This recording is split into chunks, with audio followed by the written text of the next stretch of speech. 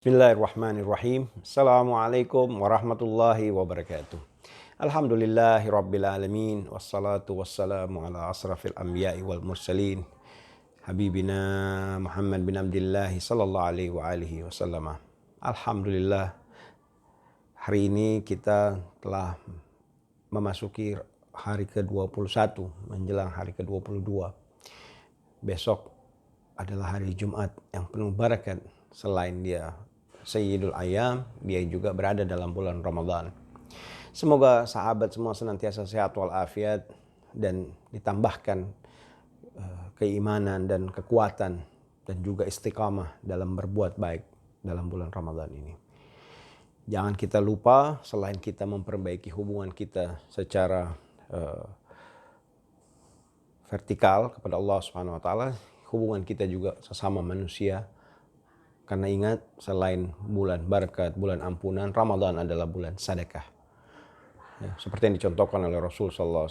Di bulan-bulan Ramadan ini beliau lebih banyak. Beliau memang sudah peduli kepada umat, bil khusus. Dan itu dicontohkan juga oleh ahli baitnya. Pada kesempatan kali ini, kita ingin membahas salah satu penyakit yang cukup kronis dan sayangnya banyak yang tidak, kadang-kadang kita tidak merasa bahwa kita mengidap penyakit itu. Apa itu? Hasud. Kalau bahasa Indonesianya kira-kira iri hati ya. Penyakit ini begitu berbahaya sampai-sampai Rasul sendiri Shallallahu Alaihi Wasallam pernah berucap, hati-hatilah kalian terhadap hasud. Karena sesungguhnya hasud itu membakar kebaikan seperti api membakar kayu-kayu kering. Api membakar kayu-kayu kering. Artinya apa? Begitu mudah, begitu banyak, gampangnya kebaikan-kebaikan yang kita sudah tanamkan, itu bisa habis sebentar saja oleh sifat atau penyakit hasud ini. Apa sih hasud itu? Ya, hasud itu, ya tadi seperti kita katakan, iri hati. Tidak senang terhadap anugerah yang diberikan Allah Subhanahu wa taala kepada orang lain. Kalau kita berbicara hasud, itu pastinya orang yang memiliki penyakit hasud punya penyakit dasar ada dua. Yang pertama, tidak mampu bersangka baik kepada Allah Subhanahu wa taala khususnya, dan yang kedua, tidak mampu bersyukur. Ketidakmampuan bersangka baik dan bersyukur inilah menjadi asal usul penyakit hasud ini. Ya, karena seandainya ya orang hasud ya, misalnya dia tidak senang atau dia cemburu terhadap kenikmatan yang diraih oleh pihak lain. Itu ketika dia menyadari bahwa ada keadilan Allah Subhanahu wa taala, bahwa Allah sudah memberikan sesuai dengan kadarnya, tentunya dia tidak akan perlu merasa hasud terhadap kenikmatan yang diberikan Allah kepada orang. Karena apa? Dia meyakini bahwa apa yang diberikan Allah itu sudah sesuai dengan kadarnya, dan niscaya kalau dia sibuk menghitung-hitung nikmat yang Allah sudah berikan kepada dirinya, maka dia tidak akan sempat untuk memiliki sifat iri hati. Dan kalau dia sibuk juga dengan menghitung-hitung kenikmatan yang diberikan kepada Allah, niscaya dia akan sibuk apa? Bersyukur. Karena bersyukur itu bukan hanya di lisan. Apalagi kita biasa mendengar tuh, ada orang-orang yang dia berucap syukurnya kira-kira sebenarnya, kalau saya mah alhamdulillah aja. Astagfirullahaladzim. Alhamdulillah aja. Itu benar-benar seakan-akan ucapan bersyukurnya hanya berucap terpaksa di lidah. Karena bersyukur itu bukan hanya di lidah. Bersyukur itu bagaimana kita benar-benar bisa menyebut-nyebut, selain menyebut di lisan, tapi juga menikmatinya dalam hati. Bagaimana kita bisa menghirup udara yang segar, bisa melihat dengan baik, alhamdulillah. Bagaimana bisa mendapatkan kenikmatan-kenikmatan yang lainnya. Jadi, mau perbaiki penyakit hasud ini sederhana, dua.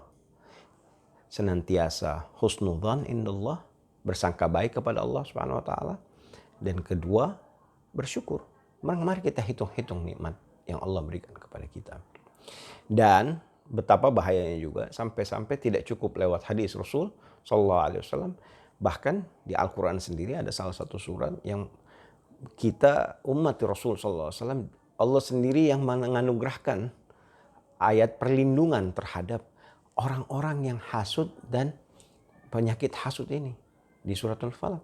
Bismillahirrahmanirrahim. Qul a'udzu birabbil falaq min syarri ma khalaq wa min syarri ghasiqin idza waqab, wa min syarri nafadzati fil 'uqad, wa min syarri hasidin idza hasad. Dari keburukan orang-orang yang bersifat yang suka hasud, dari penyakit hasad itu sendiri, dari iri hati. Semoga kita bisa menyadari bahwa kalau kita misalnya naudzubillah terjangkit penyakit ini dan bisa memperbaikinya. Dan seperti yang kami katakan tadi, ada dua hal menghindari penyakit ini: senantiasa husnudzon indallah, sangka baik, dan kemudian senantiasa bersyukur kepada Allah Subhanahu wa taala. Orang-orang yang pandai bersyukur tentunya dia tidak akan bisa atau tidak akan sempat untuk menghitung nikmat-nikmat yang Allah berikan kepada orang lain. Walaupun hasud ini sendiri juga sangat menarik ya. Kenapa? Bisa dikatakan yang pertama kali bersifat hasud, ingat, adalah iblis laknatullah. Kapan? Ketika Allah perintahkan dia bersujud, keingkaran pertama kali disebabkan oleh penyakit hasud.